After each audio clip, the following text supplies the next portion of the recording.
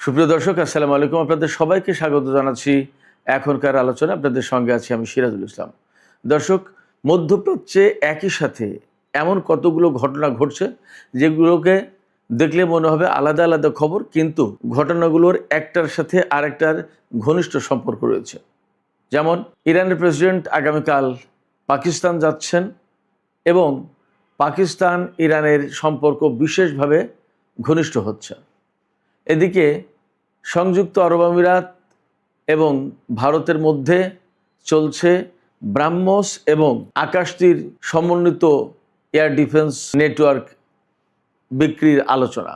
এপাশে সুইজারল্যান্ডে ইরান এবং আমেরিকার মধ্যে যে আলোচনা হয়েছে তাতে আমেরিকা ইরানের উপর থেকে আগামী 60 দিনের জন্য তেল বিক্রির উপর থেকে নিষেধাজ্ঞা প্রত্যাহার করে নিয়েছে। তার মানে এখন বিনা বাধায় ইরান তেল বিক্রি করতে পারবে। এর একটা বিশেষ প্রভাব পড়বে আন্তর্জাতিক তেল বাজারে। একই সাথে বিদেশে আটকে থাকা ইরানের বেশ কিছু সম্পদ আমেরিকা অবমুক্ত করেছে বলে ইরানের পররাষ্ট্রমন্ত্রী আব্বাস আরাকচি জানিয়েছেন। এই যে ঘটনা প্রবাহ ঘটছে, এ সমস্ত ঘটনার কিন্তু আঞ্চলিক এবং ভূ রাজনৈতিক আলাদা আলাদা প্রভাব আছে।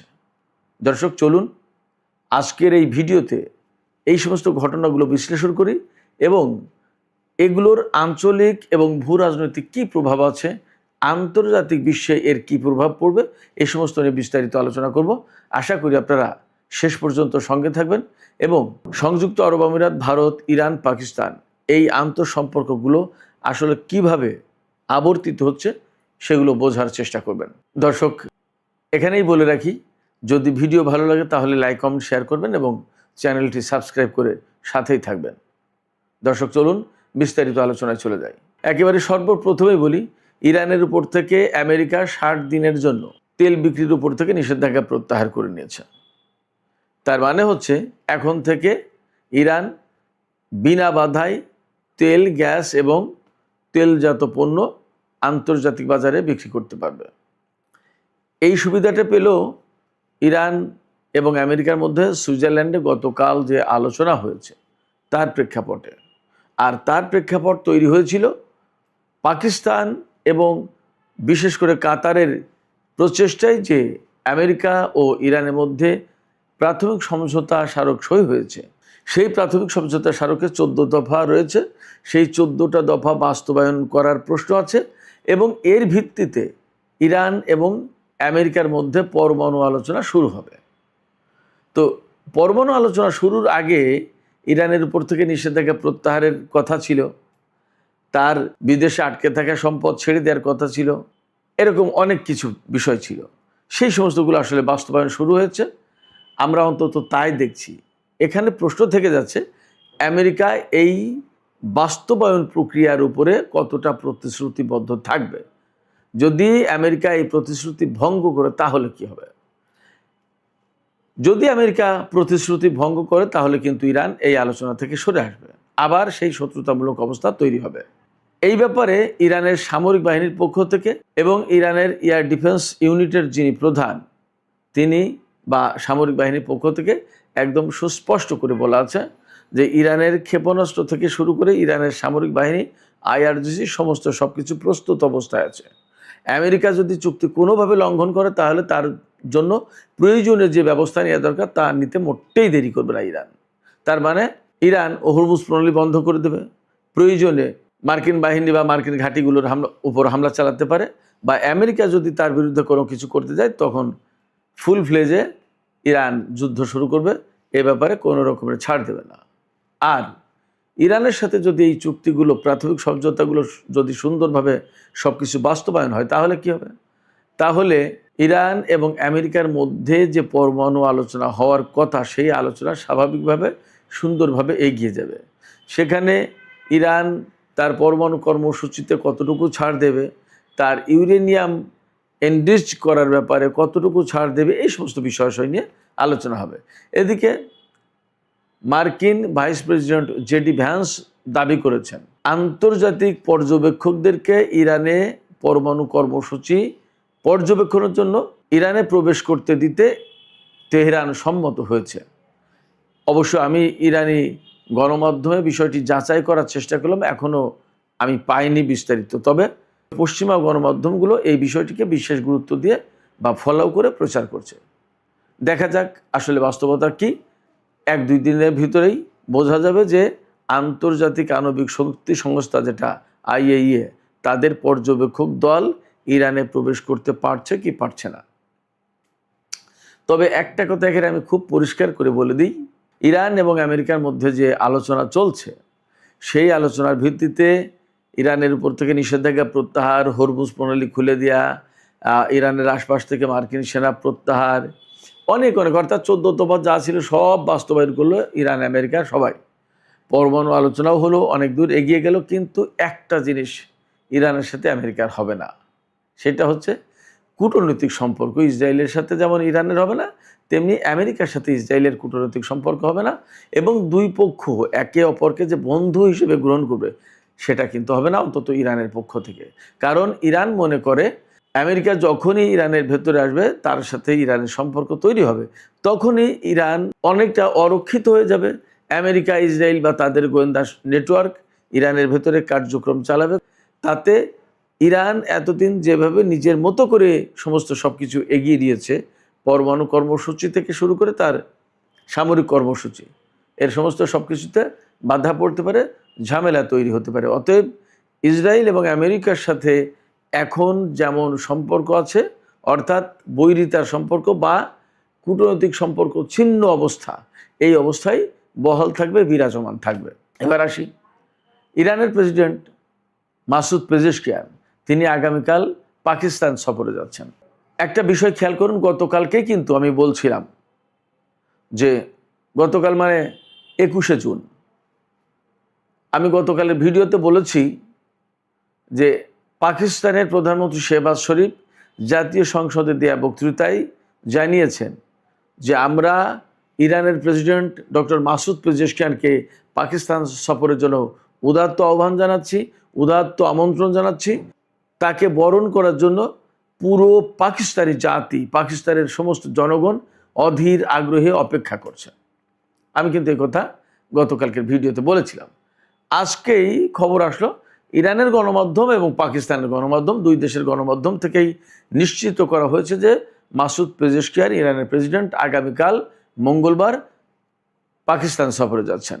এই সফরে তার সাথে একটা উচ্চ পর্যায়ের প্রতিনিধি দল থাকবে। আলোচনা হবে বাণিজ্য, জ্বালানি, সীমান্ত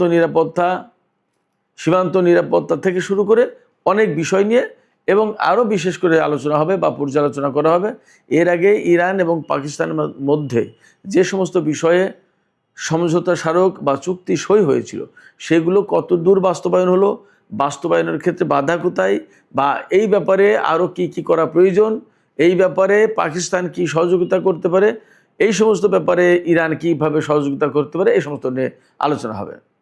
আরও আলোচনা যা হবে তা হচ্ছে আঞ্চলিক এবং ভূরাজনৈতিক প্রেক্ষাপট নিয়ে গুরুগম্ভীর একদম ভেতরগত আলোচনা হবে। আমি এমনটাই আশা করছি বা এমনটা ইঙ্গিত দেওয়া হচ্ছে, কারণ আমরা সবাই জানি এই যে ইরানের সাথে আমেরিকার এবং ইসরায়েলের যুদ্ধ হলো, এই যুদ্ধ কিন্তু শুধুই মাত্র আমেরিকা, ইসরায়েল এবং ইরানের ভিতরে সীমাবদ্ধ ছিল ব্যাপারটা তা কিন্তু নয়।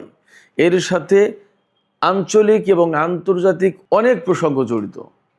এর সাথে যেমন জড়িত সংযুক্ত আরব আমিরাতের সাথে ভারতের সম্পর্ক, এর সাথে জড়িত যেমন সংযুক্ত আরব আমিরাতের সাথে ইসরায়েলের সম্পর্ক জড়িত, তেমনি পাকিস্তানের সাথে সংযুক্ত আরব আমিরাতের সম্পর্কের কিছুটা টানাপোড়েন তৈরি। আবার সৌদি আরবের সাথে, কাতারের সাথে, তুরস্কের সাথে, মিশরের সাথে পাকিস্তানের আলাদা রকমের নতুন সম্পর্ক তৈরি। অর্থনৈতিক সহযোগিতা প্রদান কাতার এবং সৌদি আরবের পক্ষ থেকে পাকিস্তানকে, ভারতের কাছ থেকে সংযুক্ত আরব আমিরাতের বিভিন্ন ধরনের সামরিক ও প্রতিরক্ষা সামরিক সরঞ্জাম কেনা বেচার যে আলাপ আলোচনা সেগুলো, একই সাথে ভারতে সংযুক্ত আরব আমিরাতের পক্ষ থেকে বিভিন্ন রকমের বিনিয়োগ, ভারতকে বিশেষভাবে গুরুত্ব দেওয়া আঞ্চলিক এবং দ্বিপক্ষীয় পর্যায়ে, এরকম অনেক বিষয় আছে। এ সমস্ত বিষয় যখন চলমান এবং এ সমস্ত নিয়ে যখন অনেক হিসাব নিকাশ চলছে, আঞ্চলিক রাজনীতিতে বলা যায় যে নতুন কিছু সৃষ্টির জন্য উলট পালট একটা অবস্থা তৈরি হয়েছে, সেই রকম সময়ে ইরানের প্রেসিডেন্ট মাসুদ পেজেশকিয়ান পাকিস্তান সফরে আসছেন। এই সফরের আরও গুরুত্ব এখানে, যখন ইরানের সাথে ইসরায়েল এবং আমেরিকার যুদ্ধ চলছিল তখন কিন্তু পাকিস্তানের মধ্যস্থতায়, পাকিস্তানের উদ্যোগে একটা যুদ্ধবিরতির ব্যবস্থা করা হয়েছিল এবং এই যুদ্ধবিরতির পরে কিভাবে মধ্যপ্রাচ্যে একটা বৃহত্তর শান্তি প্রতিষ্ঠা করা যায় তার জন্য পাকিস্তান কিন্তু ব্যাপক প্রচেষ্টা চালিয়েছে, কূটনৈতিক উদ্যোগ নিয়েছে এবং এই উদ্যোগে আঞ্চলিক দেশ বিশেষ করে কাতার, সৌদি আরব, মিশর, তুরস্ক এরা কিন্তু সাপোর্ট দিয়েছে। এই জায়গায় সংযুক্ত আরব আমিরাত কিন্তু একটা দূরত্ব বজায় রেখেছে, বরং ইরানের সাথে মধ্যপ্রাচ্যের বিশেষ করে আরব দেশগুলোর ভেতর থেকে একমাত্র আরব দেশ সংযুক্ত আরব আমিরাত যারা ইরানের বিরুদ্ধে ইসরায়েলের এবং আমেরিকার হয়ে যুদ্ধ করেছে। এটা কিন্তু বিরাট একটা বড় ব্যাপার।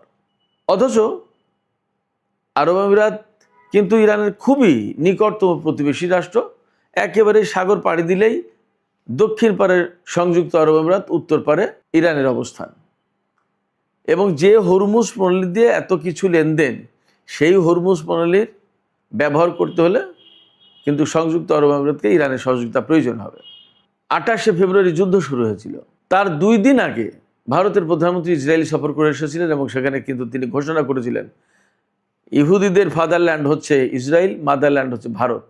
এবং সেই সময়কার যে বিদ্যমান রাজনৈতিক এবং সামরিক উত্তেজনা ইসরায়েল ইরানের সাথে বা আমেরিকা ইরানের সাথে, সেই জায়গায় ভারতের প্রধানমন্ত্রী নরেন্দ্র মোদী ইসরায়েলের প্রতি কিন্তু সমর্থন দিয়েছিলেন। তিনি জানিয়েছিলেন যে আমাদের আপনাদের প্রতি সমর্থন আছে। তার 2 দিন পরে যুদ্ধ শুরু হলো এবং ভারত মহাসাগরে ইরানের কিন্তু নৌবাহিনীর যুদ্ধজাহাজ ধ্বংস করার ঘটনা আছে এবং সেখানে এরকম অভিযোগ আছে যে ভারত এই কাজে জড়িত। ভারত তথ্য দিয়েছিল আমেরিকাকে বা ইসরায়েলকে। এরকম অনেক প্রেক্ষাপট থেকে মধ্যপ্রাচ্যে যখন একটা টালবাটাল অবস্থা, নতুন অনেক সমীকরণ কাজ করছে, অনেক সমীকরণ মিলানোর চেষ্টা চলছে, অনেক হিসাব নিকাশ চলছে, তখন ইরানের প্রেসিডেন্ট মাসুদ পেজেশকিয়ান পাকিস্তান সফরে আসছেন। এই সফরে ইরান এবং পাকিস্তানের দ্বিপক্ষীয় সম্পর্ক আলোচনা হবে, গভীর করার চেষ্টা করা হবে। এবং আমি গতকালকের ভিডিওতে আর একটা কথা বলেছিলাম যে পাকিস্তানের সাথে ইরানের যে পাইপলাইনের মাধ্যমে তেল আনার ব্যবস্থা করার কথা ছিল পাকিস্তানের, এই প্রজেক্ট হয়তো এখন বাস্তবায়ন হবে যদি নিষেধাজ্ঞা উঠে যায়। এবং নিষেধাজ্ঞা যদি উঠে যায় বা একটা শান্তি চুক্তি হয়, অ্যাকচুয়ালি যদি ডোনাল্ড ট্রাম্পের প্রশাসন তা মেনে চলে, তাহলে মধ্যপ্রাচ্যের আসলেই পরিস্থিতি পাল্টে যাবে। এবং আমরা আজকের সকালের ভিডিওতে, আজকে 22শে জুন দুপুরের ভিডিও যেটা আপলোড হয়েছে, তাতে কিন্তু বলেছি সৌদি আরব এবং সিরিয়ার একটা প্রসঙ্গ ছিল। এই সৌদি আরব এবং সিরিয়া কিন্তু লেবানন প্রসঙ্গে একটা রিজার্ভ একটা অবস্থান গ্রহণ করেছে। আমেরিকার কথা কিন্তু তারা শুনছে না। শুধু তাই না, সৌদি আরব এমনটা ভাবছে যে মধ্যপ্রাচ্যে আমেরিকার ঘাঁটিগুলোকে আমেরিকা নিজেই নিরাপত্তা দিতে পারেনি, তাহলে মধ্যপ্রাচ্যের দেশগুলোকে কিভাবে সে নিরাপত্তা দেবে? অতএব তার নিরাপত্তার আর প্রয়োজন থাকবে না। তাহলে হিসাব নিকাশটা কোথায় যাবে? আঞ্চলিক সহযোগিতা বাড়বে, তথা ইরানের সাথে তাদের সহযোগিতা বাড়বে, চীনের সাথে সহযোগিতা বাড়বে, রাশিয়ার সাথে সহযোগিতা বাড়তে পারে। আমেরিকার সাথে সহযোগিতা বা সম্পর্ক যে একেবারে ছিন্ন হয়ে যাবে আমি তা বলছি না, কিন্তু নিরাপত্তা বা সামরিক সংক্রান্ত যে সহযোগিতা, এইগুলো দারুণ মাত্রায় কমে আসবে। তার মানে মধ্যপ্রাচ্যে নতুন সমীকরণ অবশ্যই তৈরি হবে। এছাড়া এখন একদম পরিষ্কার হয়ে গেছে যে ইরানের সহযোগিতা বা ইরানের সাথে সুসম্পর্ক রাখা ছাড়া হরমুজ প্রণালী অ্যাকচুয়ালি ভালোভাবে ব্যবহার করা যাবে না।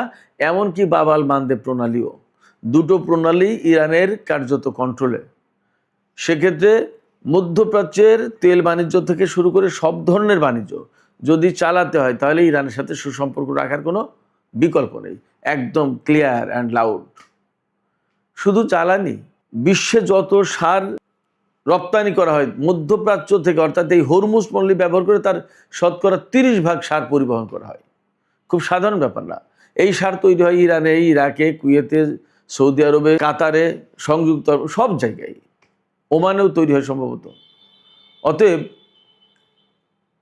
এই সার, তেল, গ্যাস, তেলজাত পণ্য, আদার অনেক বাণিজ্য, এসব যদি পরিচালনা করতে হয় তাহলে হরমুজ প্রণালী অবশ্যই লাগবে। আর হরমুজ প্রণালী লাগলে, বাব আল মানদেব প্রণালী লাগলে ইরানের সাথে সম্পর্ক মাস্ট লাগবেই। এই সব প্রেক্ষাপট থেকে ইরানের সাথে পাকিস্তানের এই সম্পর্ক এবং ইরানের প্রেসিডেন্টের পাকিস্তান সফর খুবই গুরুত্বপূর্ণ। পাকিস্তানে ইরানের প্রেসিডেন্ট আসছে এমন সময় যখন সংযুক্ত আরব আমিরাত ভারতের কাছ থেকে ব্রাহ্মস ক্ষেপণাস্ত্র কিনবে বলে আলাপ আলোচনা চালাচ্ছে। ব্রাহ্মস ক্ষেপণাস্ত্র হচ্ছে প্রায় বাতাসের 3 গুণ গতিতে চলতে পারে। এটা সুপারসনিক বা মিনি হাইপারসনিক ক্ষেপণাস্ত্র বলা যায়, ক্রুজ ক্ষেপণাস্ত্র, এবং এগুলোর পাল্লা প্রায় 800 কিলোমিটার পর্যন্ত। এই ক্ষেপণাস্ত্র পাকিস্তানের বিরুদ্ধে গত বছরের যুদ্ধে ব্যবহার করেছিল ভারত।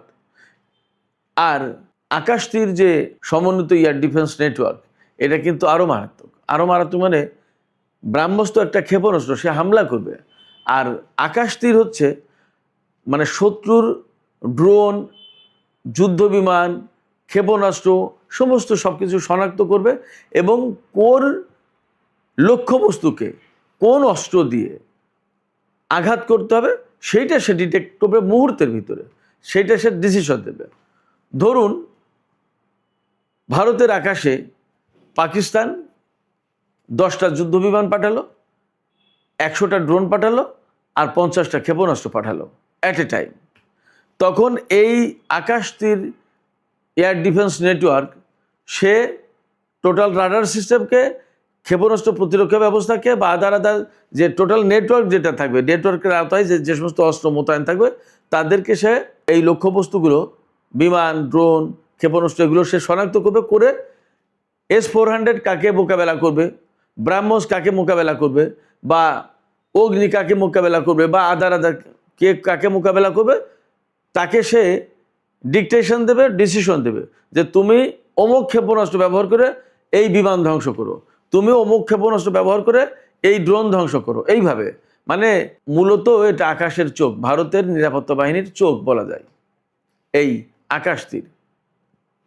সেক্ষেত্রে খুবই গুরুত্বপূর্ণ একটা ব্যাপার, খুবই গুরুত্বপূর্ণ কিছু বিষয় নিয়ে ভারতের সাথে সংযুক্ত আরব আমিরাতের আলাপ আলোচনা চলছে। এবং আমরা জানি যে ভারতের ডিফেন্স ইন্ডাস্ট্রি, যেটা প্রতিরক্ষা শিল্প, যেটা এখানে ইসরায়েলের বিরাট বিনিয়োগ আছে, ইসরায়েলের প্রযুক্তি আছে। তার মানে ভারতের সাথে এই লেনদেন যখনই হচ্ছে তখন ইসরায়েলের সাথেও অ্যাকচুয়ালি সেটা কানেক্টেড হয়ে যাচ্ছে এবং সেই বিষয়টা কিন্তু থেকে যাচ্ছে।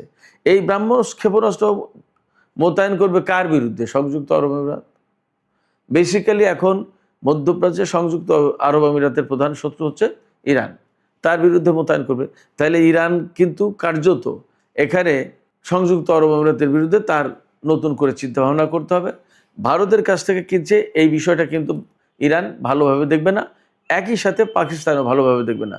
পাকিস্তানের সাথে সংযুক্ত আরব আমিরাতের দীর্ঘদিন ধরে সম্পর্ক ছিল, কিন্তু যখন এই কিছুদিন হলো ক্রমেই যখন সংযুক্ত আরব আমিরাত মুসলিম এবং ঐতিহাসিক পরিচয় বাদ দিয়ে তার শুধুমাত্র ব্যবসায়িক, প্রযুক্তি এবং নিরাপত্তার বিষয়গুলো ভাবছে, দেখছে, তখন সে কিন্তু আমেরিকা, ইসরায়েল এবং ভারতের দিকে ঝুঁকে পড়ছে।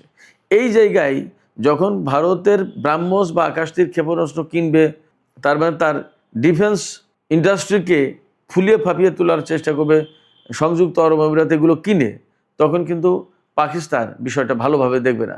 তার মানে এই জায়গায় পাকিস্তান এবং ইরান নতুন করে হিসাব নিকাশ করবে ভারত এবং সংযুক্ত আরব আমিরাতের এই সমস্ত প্রতিরক্ষা সহযোগিতার ক্ষেত্রে।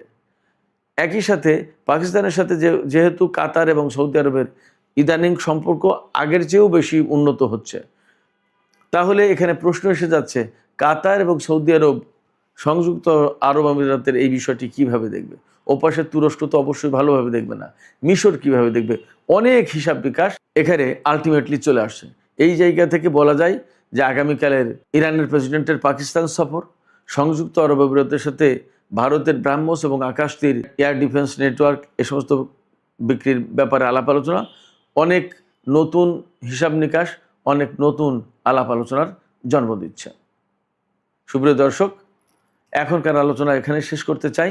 যাবার আগে আপনাদের কাছে জানতে চাই, আপনাদের মতামত বুঝতে চাই, আপনারা কি মনে করেন এই যে ভারতের সাথে সংযুক্ত আরব আমিরাতের অস্ত্র কেনা বেচার ব্যাপারে যে আলাপ আলোচনা চলছে, এই বিষয়টা আসলে মধ্যপ্রাচ্যের রাজনীতিতে কেমন প্রভাব ফেলতে পারে, পাকিস্তান ইরানের যে সম্ভাব্য ভবিষ্যৎ সম্পর্কের কথা বললাম, বা মধ্যপ্রাচ্যে যে বড় রকম একটা পরিবর্তনের সম্ভাবনার কথা বললাম, সেগুলোকে আপনারা আসলে কিভাবে দেখেন, আমার এই বিশ্লেষণটাকেই বা আপনারা কিভাবে মূল্যায়ন করেন, আপনাদের মতামত কমেন্টে জানাতে পারেন। আর ভিডিও ভালো লাগলে লাইক কমেন্ট শেয়ার করবেন এবং চ্যানেলটি সাবস্ক্রাইব করে সাথেই থাকবেন। সুপ্রিয় দর্শক, এখনকার আলোচনা এখানেই শেষ করতে চাই। আপনারা সবাই অনেক অনেক ভালো থাকুন। আল্লাহ হাফেজ।